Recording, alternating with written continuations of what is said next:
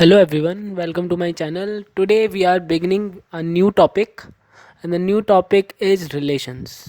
जैसे कि आपने अगर मेरी पुरानी वीडियोस देखी हो तो आपने वहाँ देखा होगा कि हम सेट्स कंप्लीट कर चुके हैं and now we are jumping to a new chapter, new topic, new concept that is known at relations.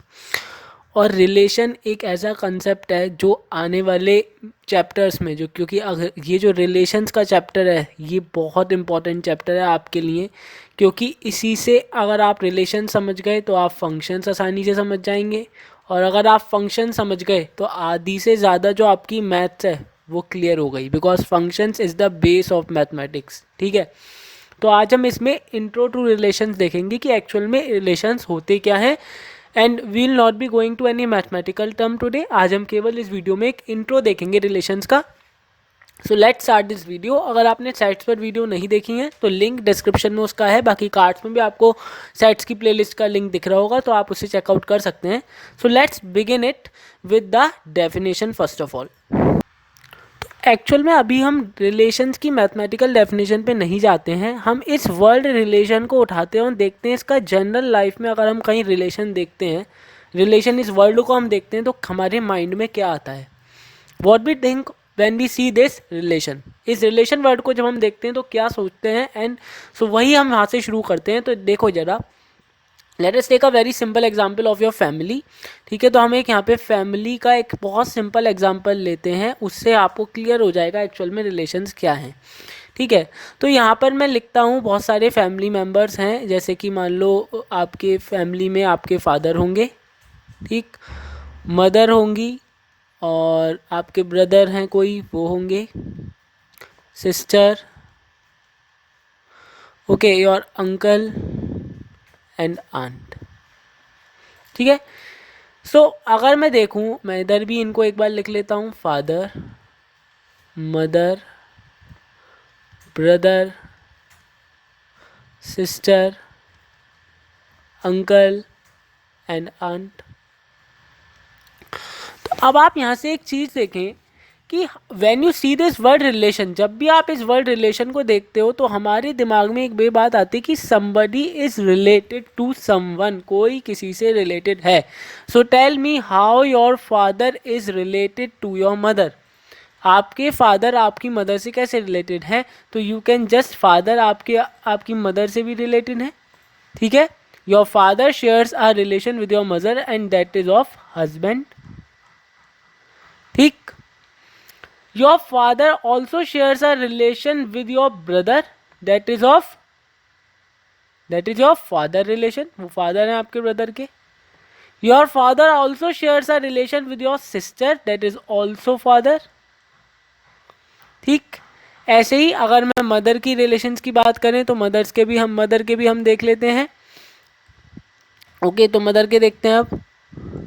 Your mother share a relation with your father and that is the husband.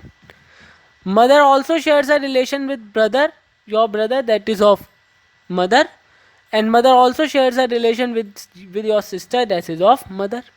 Again, your brother shares some relation with your mother and father. Your sister shares a relation with your mother and father, and your uncle and aunt.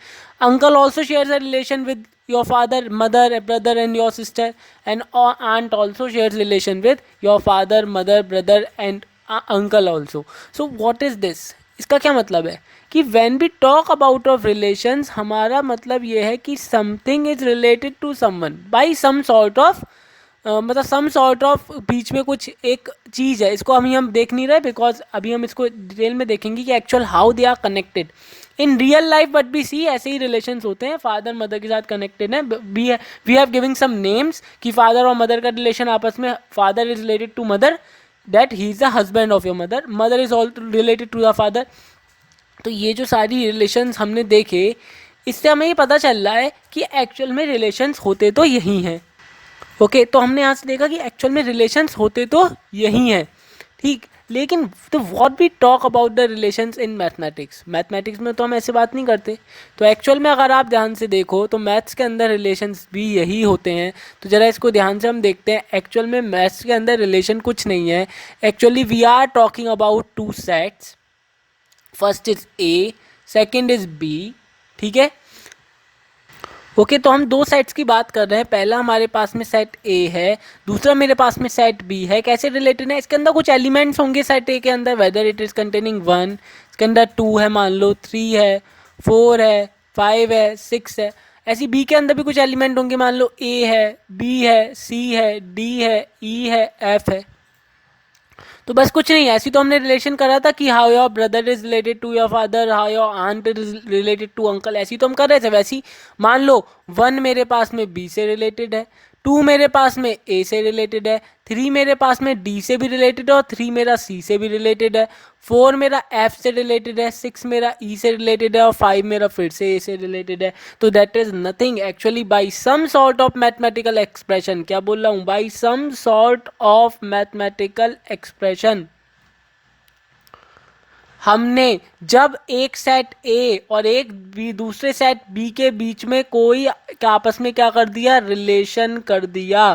ठीक है, so we say that the A and B sets are related to each other. तो actual में जो हमने real life example एक consider करा था family का, उसके अकॉर्डिंग भी हम देख रहे थे कि फादर और मदर में जो ये रिलेशन है, एक्चुअल में father is related to your mother. आप क्या कहते हो? Your father is husband of your mother.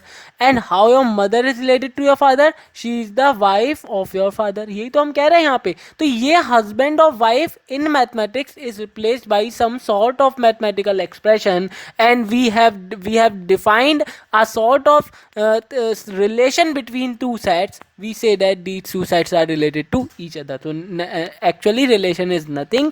It is as simple as it is in real life. जैसे वो रियल लाइफ में जितना सिंपल है, जितनी आसानी से आप अपनी मम्मी को मम्मी कह देते हैं, simple in mathematics also you can just see. उसी बैकग्राउंड को आप देखें कि रियल लाइफ में मेरे पास में क्या मीनिंग है रिलेशंस का, that you have to implement in mathematics also. ठीक है, तो ये तो हमने एक बता दी जनरल डेफिनेशन ऑफ रिलेशंस। ये तो समझाने के लिए कि एक्चुअल में रिलेशंस का क्या हमारे पास में क्या हम रिलेशन से समझते हैं in real life and how we can implement it in mathematics also. So now let's go further and see some mathematical terms that we need to know before defining the formal definition of the relations. So the first thing that you have not studied till now is the Cartesian product of sets, and that is the base of the relations. Actual में maths में कोई definition आपको ऐसे नहीं बताएगा कि your mother is related to father, brother is related to your sister, ऐसे नहीं बताते हैं। इसकी एक फॉर्मल डेफिनेशन है, but still it remains the same जो वो रियल लाइफ में है। यस, यू कैन राइट कि फैमिली का एग्जाम्पल इज ऑल्सो इम्प्लीमेंटेब, इसको आप इम्प्लीमेंट कर सकते हो मैथ्स के अंदर भी, because relation in maths is also same as the relation in real life. ठीक है, तो जरा कार्टेशियन प्रोडक्ट ऑफ सेट्स देखते हैं। देखो अभी तक आपने क्या करा है, आपने एक सेट थ्योरी पढ़ी है, मतलब सेट्स का जो चैप्टर पढ़ा उसके अंदर आपके पास में कई सारे सेट्स हैं। You have a set A, B, you have a set D, and you have number of the sets. Let's consider you have a set E. ये जो आपके सारे सेट्स हैं एक्चुअली बीच में ये अपने आप में कैसे एंटिटी थे? Actually they are individual entity, they are individual entity. तभी आप ये बात सोच रहे थे कि यार इसके लिखने का क्या फ़ायदा है। मैंने लिख दिया A is equals to in curly braces 1, A, E, 2, 3, Z, ये सारे एलिमेंट्स ये कंटेन कर रहा है। क्या हो रहा है इससे? ये सारे एलिमेंट्स कंटेन कर रहा है तो वी कान डू एनीथिंग। एक बी मेरे पास सेट है, मान लो उसके अंदर एलिमेंट्स हैं ए, बी, सी। कोई मेरे पास में सी है, उसके अंदर मान लो एलिमेंट्स है मेरे पास में, मान लो लैम्डा है, अल्फा है, बीटा है, ये सब है।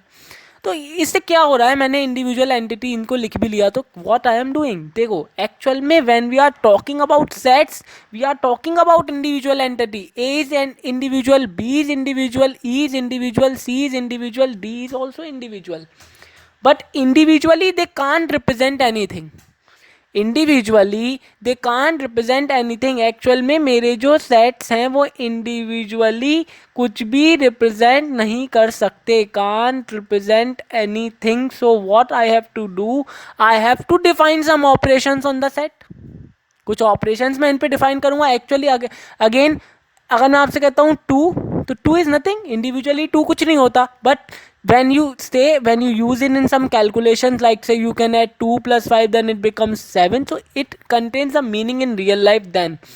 ठीक है, अगर आप रियल लाइफ में सोचें तो 2 कॉपी में 2 लिखने से क्या होता है, एक्चुअल में 2 का क्या रोल है, you can use in various ways. आप जा रहे हो तो आप डीलिंग कर रहे हो, 2 रुपीज़ 10 रुपीज़, ये सारे आपके मनी में जो आपका एक तरीके से सिस्टम ऑफ रुपीज़ है उसमें आप इसको यूज़ कर रहे हैं.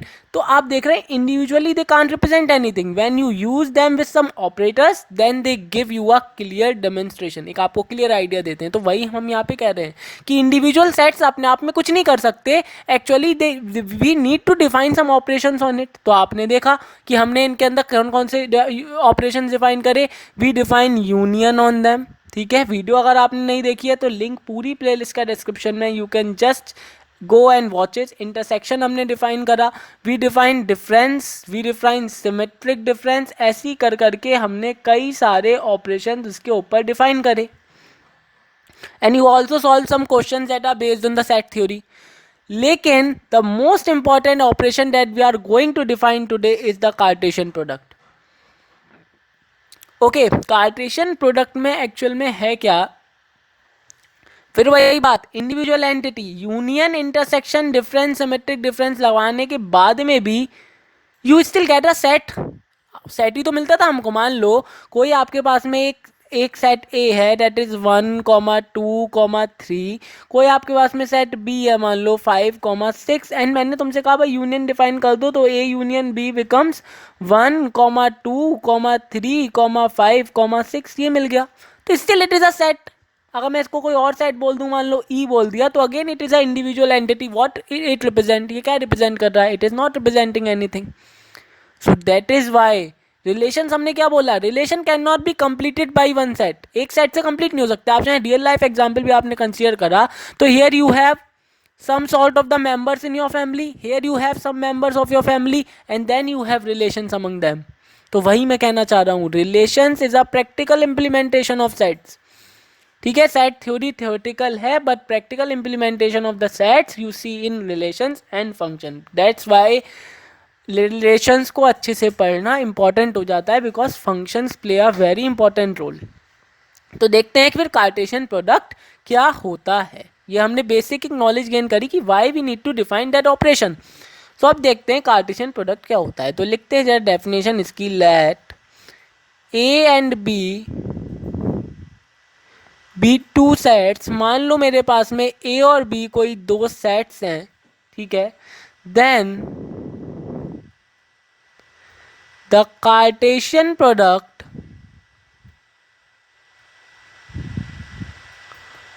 of A and B will be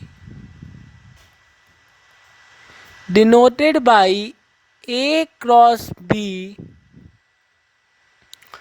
and is equal to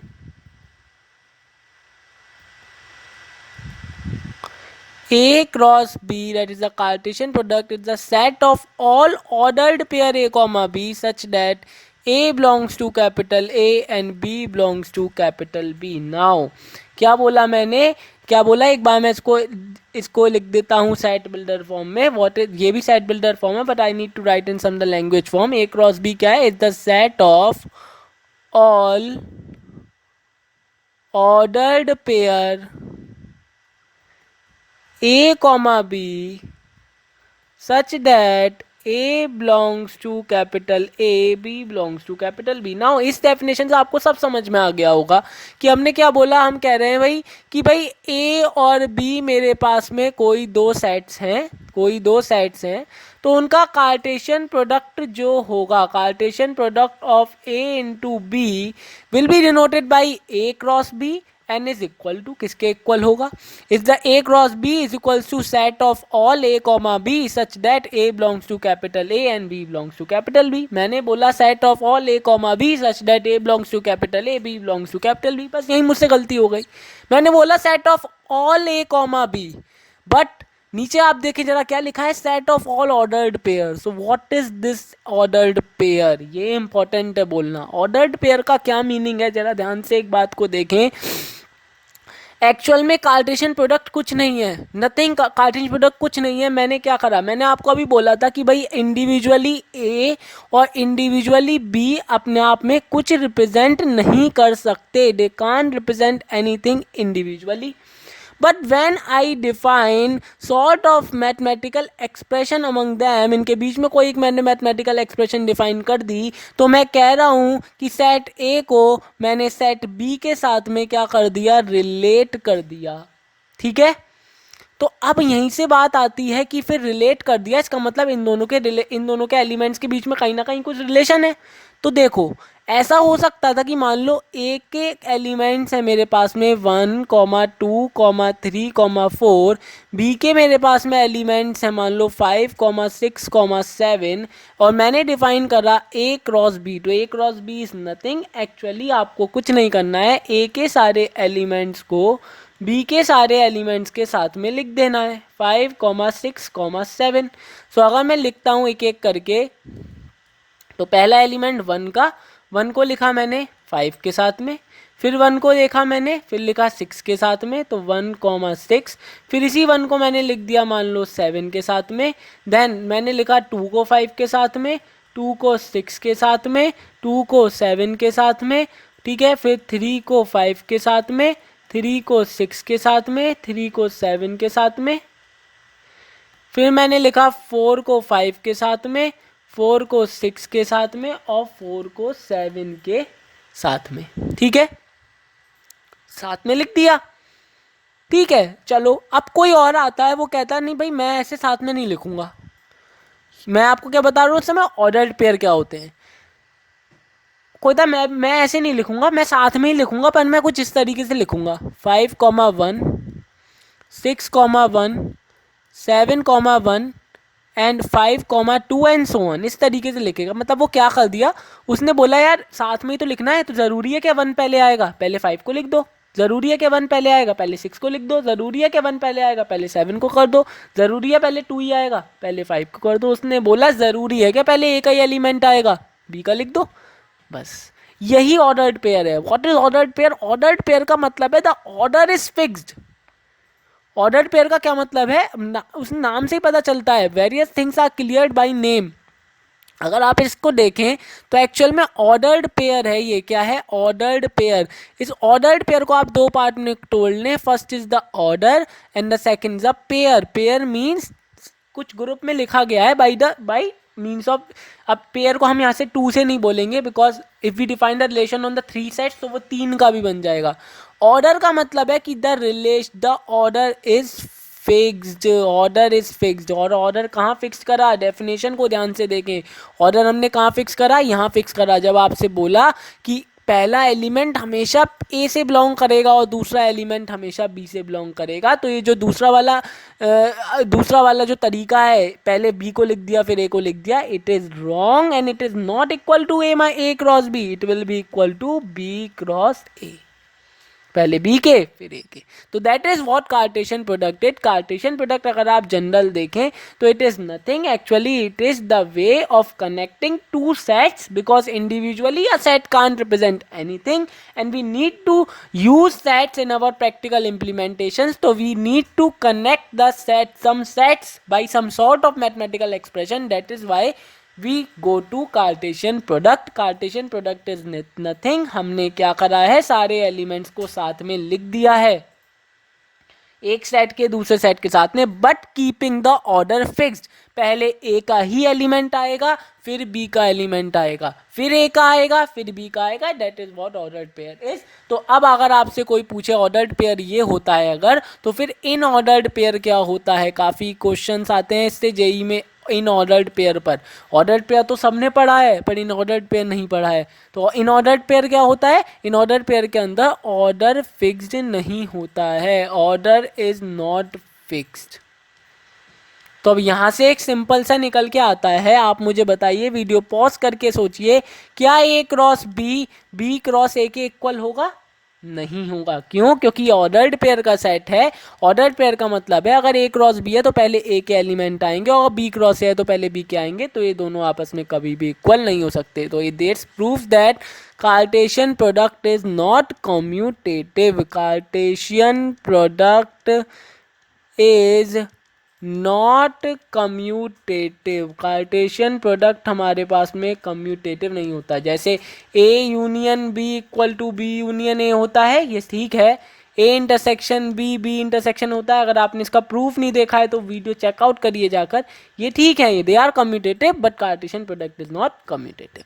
तो यहाँ अभी तक हमने क्या क्या देख लिया, एक बार मैं रिकैप कर रहा हूँ फिर से। First of all we begin with a very simple example of a family, जहाँ से हमें एक क्लियर आइडिया मिल जाता है कि relations is nothing in mathematics, it is also the same as we thought in the real life. Then we see the example कि भाई फिर मैथ्स में कैसे रिप्रेजेंट होते हैं। दो साइड्स को कनेक्ट कर दिया, because individually no side can represent anything.